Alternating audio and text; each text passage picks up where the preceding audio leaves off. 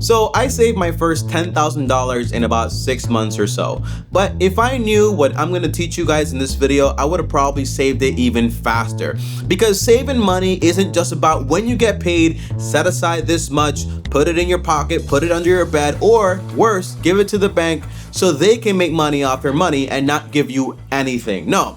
The key to saving money is going to be to learn how to spend money to save money. It sounds crazy, but by spending money correctly, I am almost guaranteeing you're going to be able to save 10 to 30% every single year off the money you're spending right now. Now, obviously, I'm not talking about, hey, save 2% because when you spend it on a credit card, you get cash back. Hey, save 1% or $10 because when you spend money, round that up and put that in your savings accounts. No. And by the way, crazy enough, this video does not involve the stock market or borrowing money or anything like that. So let's get right into it. The first part of this strategy is going to be learn to replace subscriptions with ownership. There is an agenda out there, and the agenda is instead of making you an owner of things, they're trying to make you a subscriber, a licensee of many things. Okay, so and it's not like an agenda as far as like a conspiracy theory, it's more like just business. If I had a product and if I sold it to you once for $100, that's it, I'm done.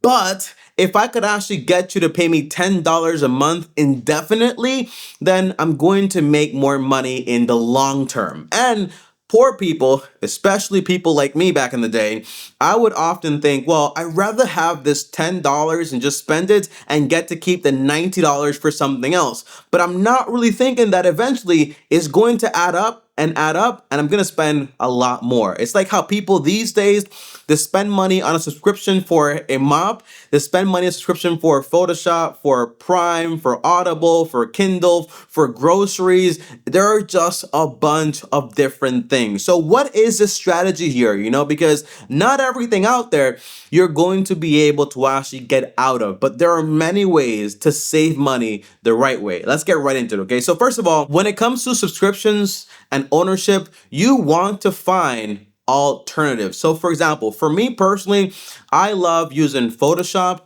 I love using Audible and Kindle and just a few other subscriptions out there. So what I did was I found alternative where I'm actually able to own the things I actually love. Okay, so for example, instead of using Photoshop and paying $20 a month, last month I paid like over $40 for that thing.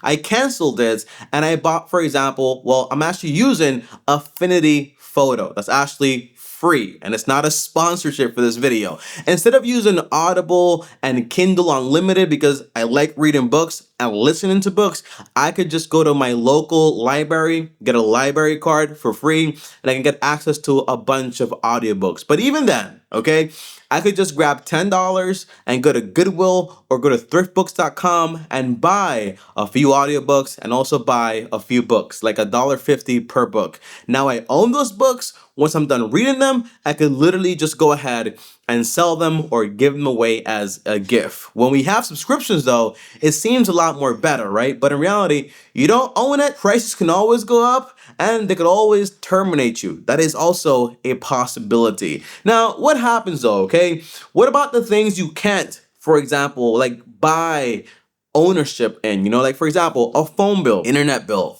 your rent bill? Well, for those things, there are ways to save money. So for example, okay, I loved T-Mobile. I used it for years and years and years. And right now, I would have been paying about $60 a month on T-Mobile. But if I go to Mint Mobile, because it's still a subscription by the way, I can actually pay for 12 months. Because when you pay for a service for 12 months or for 6 months, more than often sellers are going to give you a discount because they get a whole bunch of money up front, which means you save money. So with Mint Mobile, I can actually spend about $30 a month instead of $60 a month. I pay in a year, which is about $360. But guess what? I get to save a ton of money. On top of that, when it comes to my internet bill and things of that nature, and also my rent, I could negotiate with my landlord, hey, what would happen if I paid you 6 months of rent in advance or 1 year of rent in advance? What would be the discount like? This also works with insurance companies, by the way. If you pay an insurance premium in a year, they're often willing to actually give you a discount. Obviously, to do this method, you're going to have some cash on hand. And for a lot of people, they don't have that. So it is worthwhile to save some money to then pay those things you know you're going to need in bulk or basically long term and not have to worry about it anymore and also save some money. However, I will say this. When it comes to paying your rent up front, you want to be very careful because there's nothing less motivated than a landlord to fix your problems when they don't have to worry about collecting your rent next month, okay? So maybe consider that one and make sure your landlord is actually a stand-up person. Now, Tommy, what about, for example, the things that you can't subscribe to or just, negotiate on, like your grocery bill and so on, and buying meats? Yeah, these are also things we're going to be spending a lot of money on. The average person, I'm estimating, has to spend about like $6,000 a year on groceries. And I think you could actually save around like 30 to 20% on your grocery bill just by doing this, all right? So instead of going to Walmart or Costco or Aldi's or whatever store is out there, please don't go to Whole Foods. It's too expensive. Instead of going to those stores every single week or bi-weekly to buy things, well, consider buying things in bulk. So my family and I are actually looking to get a quarter of a cow. That basically means 1/4 of a cow, 25% of a cow. How do you do that? You go to a local farmer and you ask them if they actually sell it. Depending on the cuts you actually want, you can negotiate that and get it between $6 to $13 per pound. And some farmers will actually cut it into steaks, into ground beef, into whatever cuts you actually want. They will give you the tallow, which is basically the beef fat. They would also give you the organs if you actually want to give those things to your dog. So this way, if you buy all that beef in bulk, you're going to save a lot of money. We actually looked into buying some chickens. You can actually buy 25 chickens from a farm. Instead of paying like $20 for a whole chicken, you could actually pay between $10 to $15, and that automatically is going to be some savings. Now, what about the grains, for example, like the flour, the beans, the oats, and all those things? Well, there's a website. It's actually called, I think it's called Azura. I think I'm going to put the link down below, but you can actually go on there and we actually are going to buy about 100 pounds of flour berries. That's actually the berries that you actually grind up, mill up, and it actually gives you the flour powder to make the bread, the pasta, and whatever you actually want. And that actually is shelf stable up to 25 years. It's crazy, right? It's amazing. But buying all these things in bulk, organic and everything else, it's usually going to be around 10 to 30% more cheaper than getting it in a retail store like Walmart and the rest. This way you're able to save a ton of money. Now, here's a very important part here, okay? What are you going to do with all these savings once you actually are getting them? Because by the way, if you make $50,000 a year, more than often people tell you, hey, just save 10%, put it away. But by utilizing this strategy, you can save like 10 to 30% on your whole income. So that might mean you're saving about like $10,000 a year on what you're actually spending money on just by being a smart money spender. So what do you actually do with that money? No, I'm not going to tell you put it into the stock market or put it into this small real estate deal where you actually get $5 a month in cash flow and take on a whole bunch of risks. No, that's not what I'm going to tell you. Here are the 3 or 4 things I actually recommend you do, okay? First of all, invest into production and buying the tools of your trade. So if you only make like $20 an hour or $15 an hour or $30 an hour and you're actually saving all this money now, utilize that money to get better at your craft, at your trade. And that way you can actually make more money, be more competitive, and also have a higher chance of not getting fired or laid off or basically being without a job. That's the idea. Now, let's say, for example, your job is to basically be a construction worker and you have a whole bunch of tools you actually need and they go out of use every now and then. Well, buy your tools now. Don't rent it. Don't wait until they go bad. buy them now. That way you have them on hand and you can always perform your job. So the first thing to invest your money in is going to be into production and the tools of your trade. Notice I'm not putting the money into anybody else's hands. I'm putting it straight into you, because that way you have more control and you know exactly how much money you can actually get. Now, the second thing you actually want to invest that money into is going to be into food for the year. You want to secure that your family and you also have all the food you guys are actually going to need for the year. Now, when you make this list, as far as like the meats, the grains, and the fats you actually need for the most part, it's not like you're gonna buy absolutely everything you need, but you know that you can always buy fruits and vegetables fresh for the most part. But when you buy the big expensive stuff like the beef and the carbs and things like that and the fats, then you're automatically going to be saving a ton of money. And you can have that stash there. You have food security for the most part, but more importantly, you are also protected against inflation, which is actually something people don't often talk about. The third thing is actually going to be in your home. If you're saving $10,000 a month, $10,000 a year.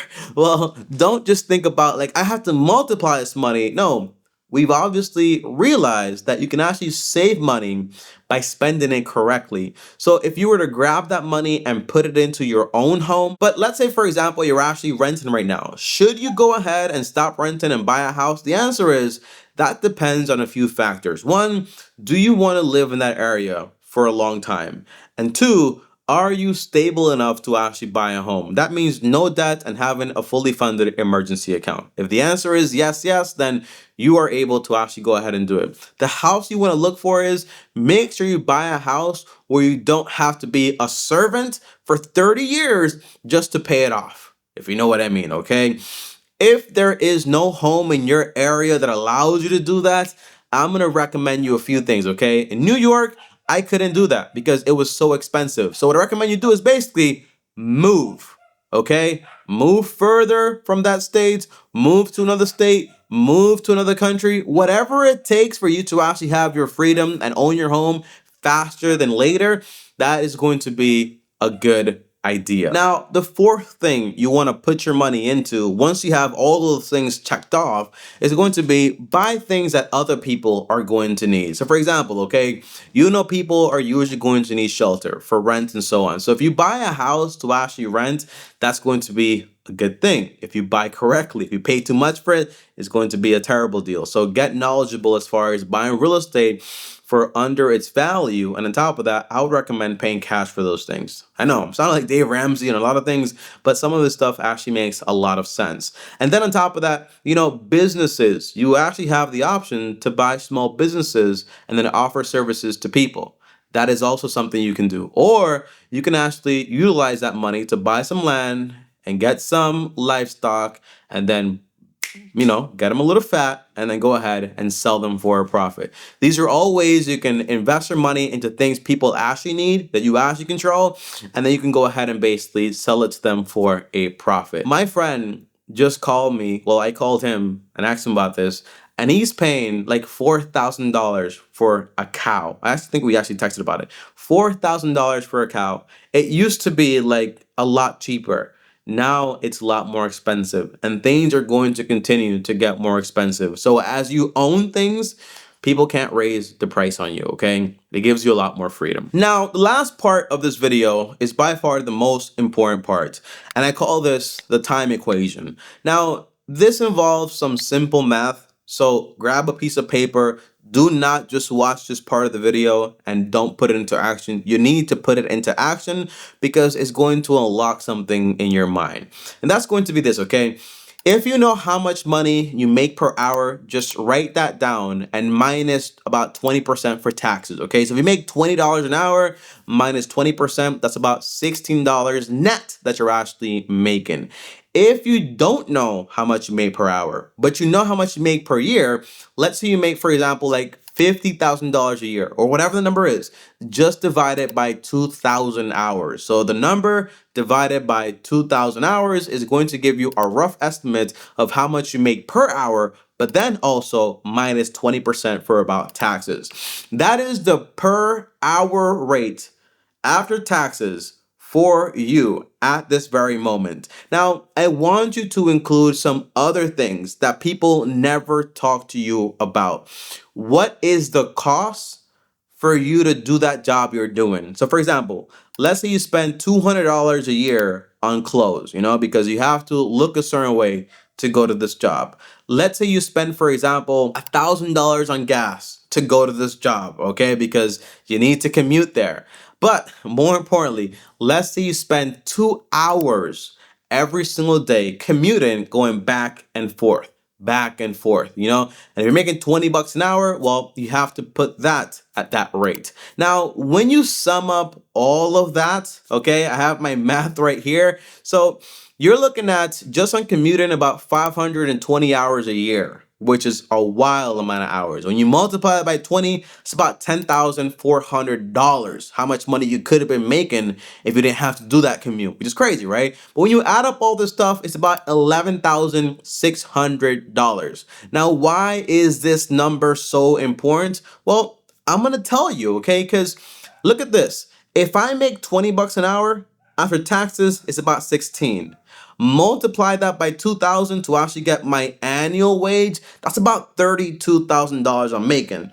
But once I minus all the costs associated with me having that job, well, minus 11,600, that's about $20,400 net I'm actually getting in my pocket. When you divide that by 2,000, I'm actually making about $10 an hour. Why am I telling you this, okay? I'm telling you this because a lot of times people think that just because they make $20 an hour or 30 or 50, but they're spending all their money on a whole bunch of other things, they think that they're actually having a good deal. And that if they move to Florida or Oklahoma or Mississippi or Ohio or Utah, states where life of living or cost of living is a lot more cheaper, people say, I'm not gonna make as much money. But in reality, you are not making as much money as you think you're making, because how expensive things actually are for you. So run the numbers and consider, remember, if the lifestyle you have right now requires you to be a servant, you can insert another word for that word servant, by the way, for the next 30 years, in my opinion, it is just not worth it. You want to get to freedom as fast as possible. Financial freedom is what I mean. So thank you for watching this video, and I'm guaranteeing you can save 10 to 30% every single year on all the money you spend. Peace. Subscribe to the channel.